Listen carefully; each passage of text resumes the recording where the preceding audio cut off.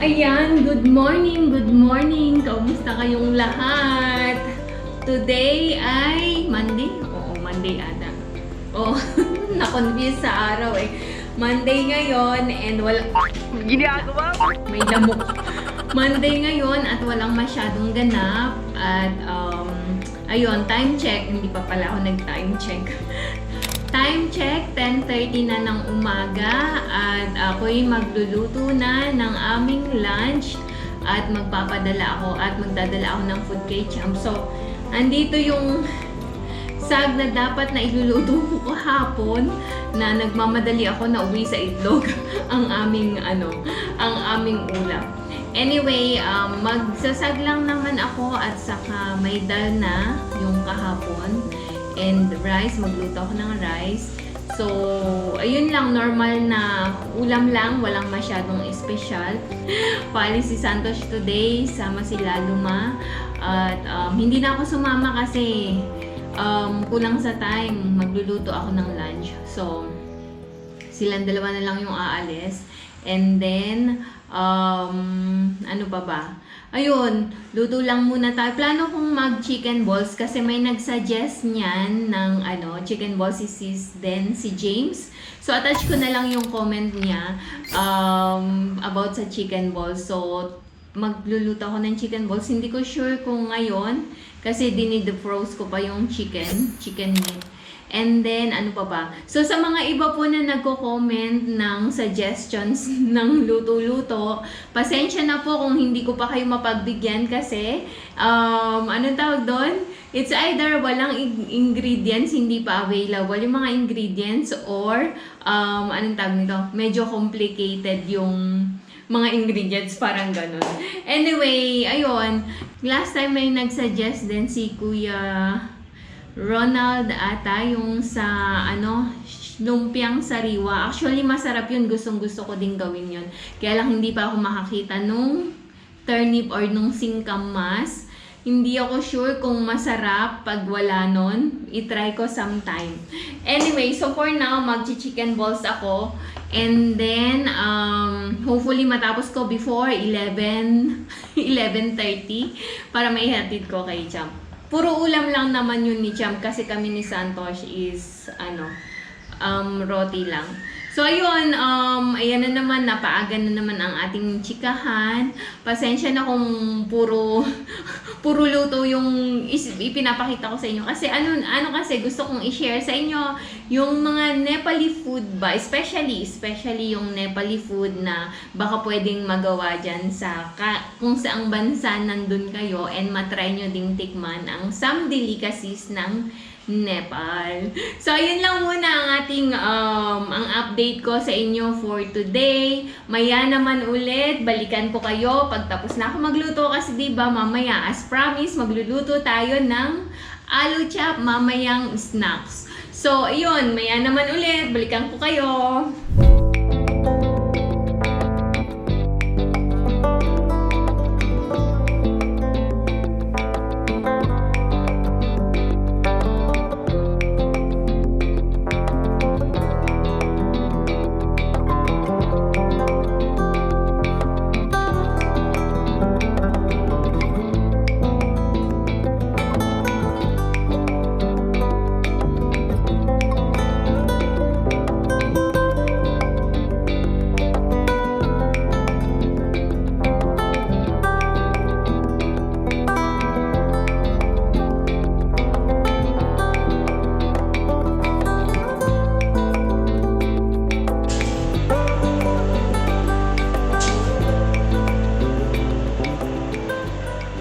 Ayan, time check. 12:05 na ng tanghali at mainit. So, naihatid ko na yung pagkain ni Champ. And hinihintay ko lang si Santos. Then, kain kami ng lunch. After nun, ligo and magluluto ng merienda. And habang nag-iintay, mag-anchilyo lang muna ako. And then, dyan muna kayo. Maya naman ulit.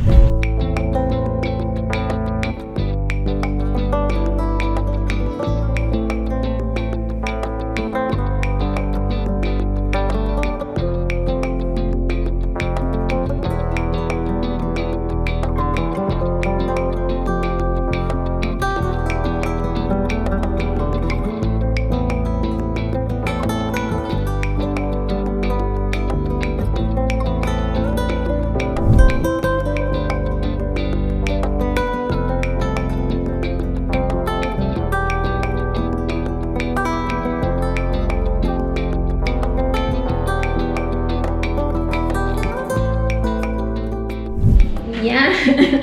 Ayan, magandang hapon. Time check, 2:50 na ng hapon. And welcome back to Con's Kitchen. Yee!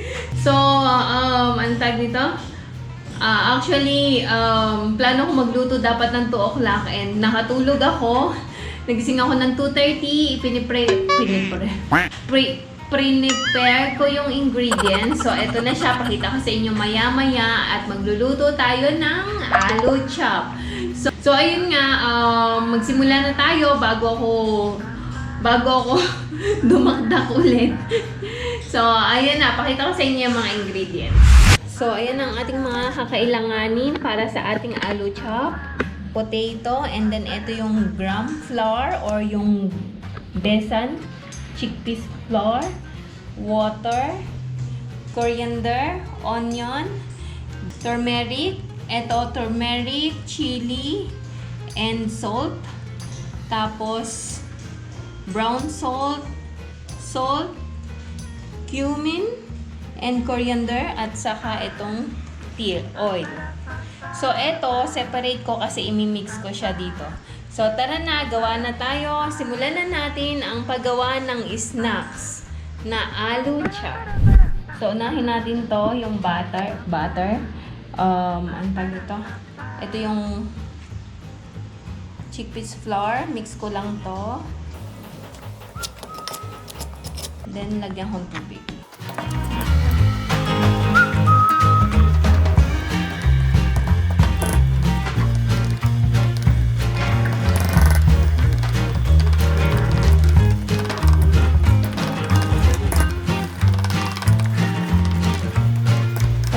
Ganito yung consistency na kailangan natin. Okay na to, separate lang natin, set aside. So, dito naman tayo sa patatas.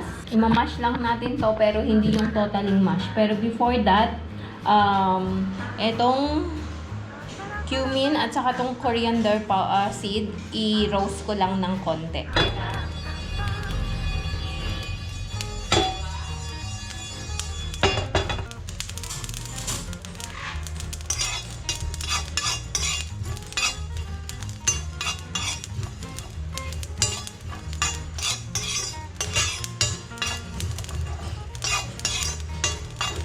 After kong i-roast, i-grind ko lang para lumasa.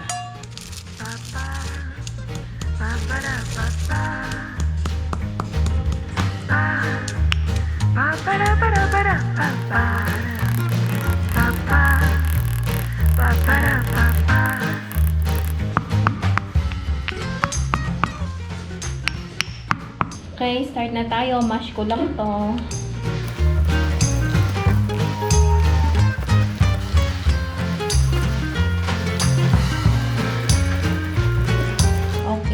Kailangang mash na mash. And then, lagay ko na itong mga other ingredients. Itong ni-roast nating coriander at saka cumin, turmeric,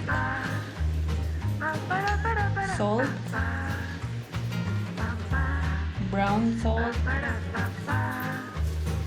onion, at pagkatapos, itong coriander. So, haluin lang natin lahat.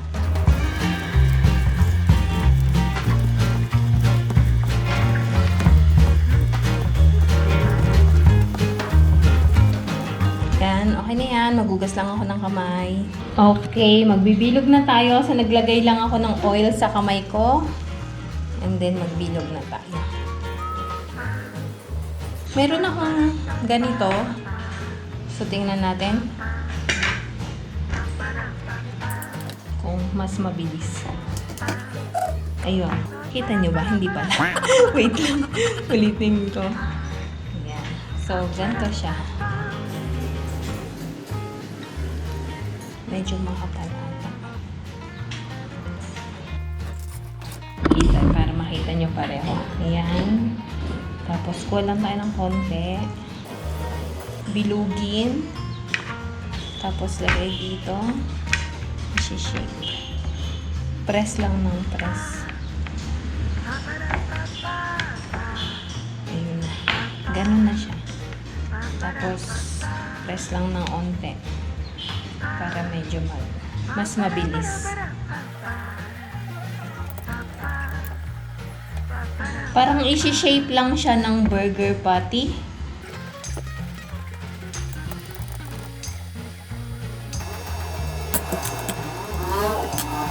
So, habang gumagawa nito, magpainit na ako ng mantika kasi ipa-fry natin ito. Wait lang.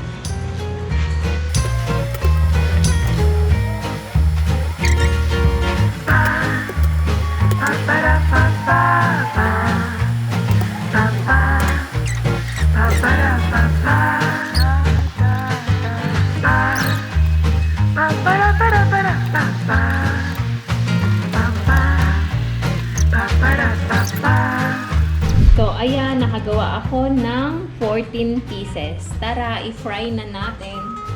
Parang mainit na yung mantika. Tingnan nga natin. Fry lang. Ayun. Mainit na. So, bali, dip lang natin to dito.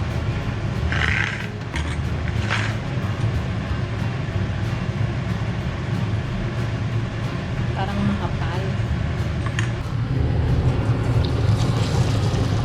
Ayun.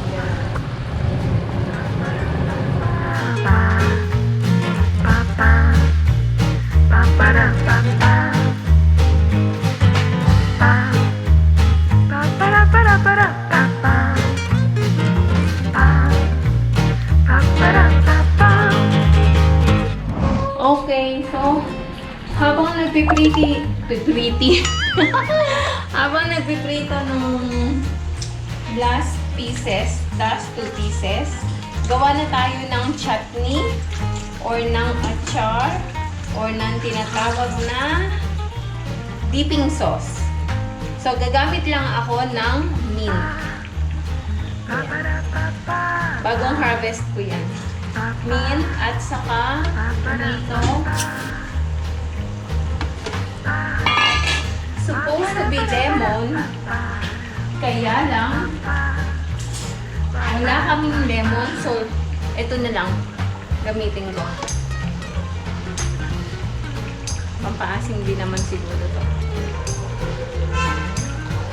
At pagkatapos, salt.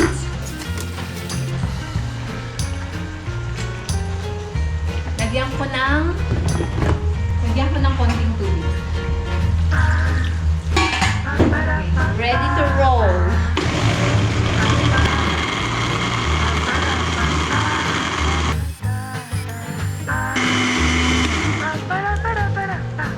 So, ayan na ang ating chutney or achar.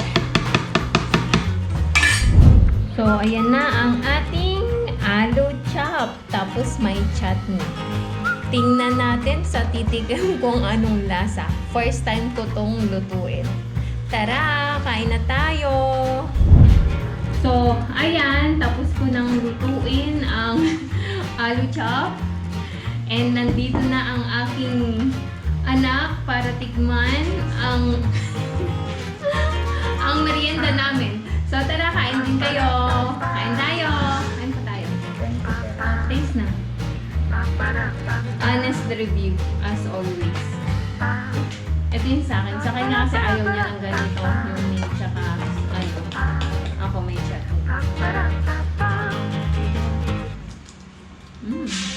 Not bad. Harap.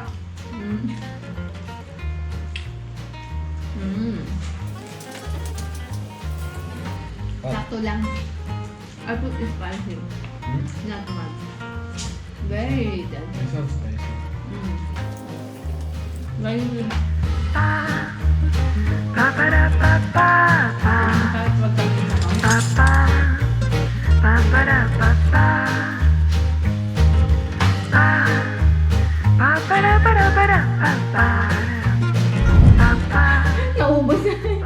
Naubos na namin. Natira na lang itong chutney.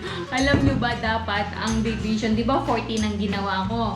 4K Santos, 4 sa akin, 6K jump. Ang nangyari, naging 3 na lang sa akin, naging 7K jump. Nasarapan siya ng bonggang-bongga. Pero in fairness, masarap talaga.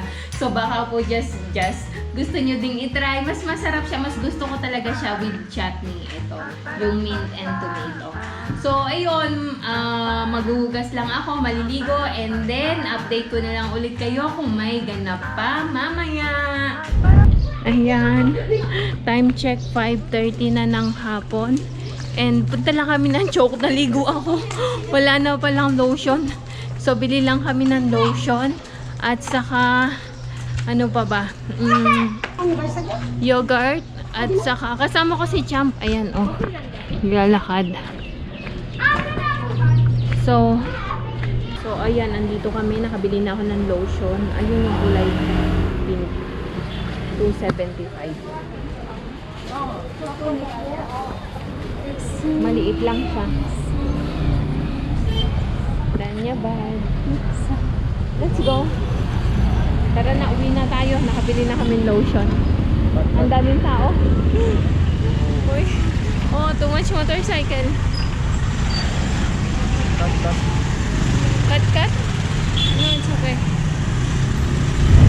Okay, andito na kami sa bahay and andito ulit ako sa kusina kasi magluluto na ng dinner. So, ang menu ko lang naman for today is yung roti at saka dal fry. So, yung roti is medyo dinamihan ko kasi, anong tawag nito? Magro-roti din si Champ. Tapos yung dal fry, ibang raho ko dal, parang ganon. So, pakita ko na lang sa inyo, pressure cooker na ako, pinalambot ko na and iluto ko na lang maya-maya.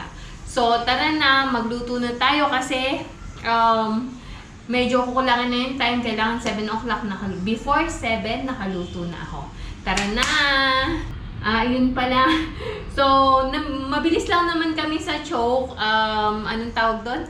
Namili lang ako ng lotion, ng tissue, tapos yung saging, at saka ano pa bang binili ko. Ayun, yun lang naman. Mabilisan lang, kaya hindi ko na napakita ko ano yung binili ko, pero yung Vaseline lang naman, mumurahin. Ang 200 ml is 275. Pakita ko na lang sa inyo mamaya.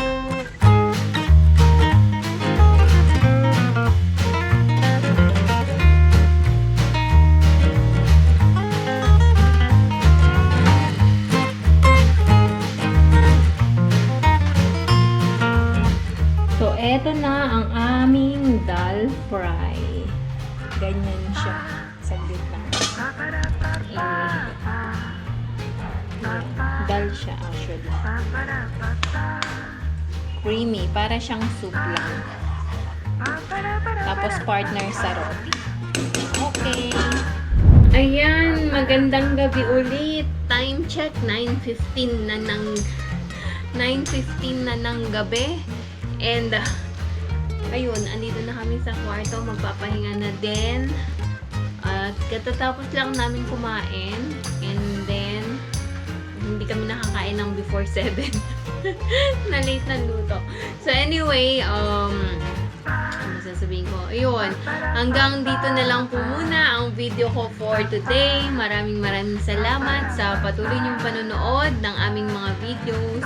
Maraming salamat din po sa like, comment at shares ninyo sa bawat video na aming ina-upload.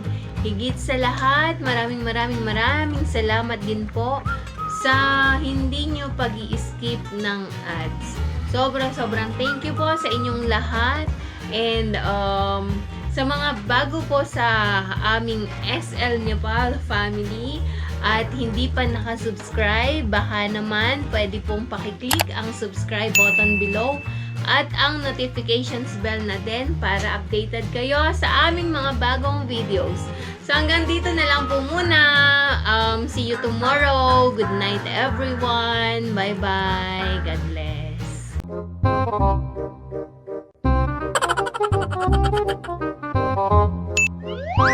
Ginagawa mo. If you like this video, please consider subscribing to our YouTube channel, SL Nepal. Thank you for watching. Have a nice day.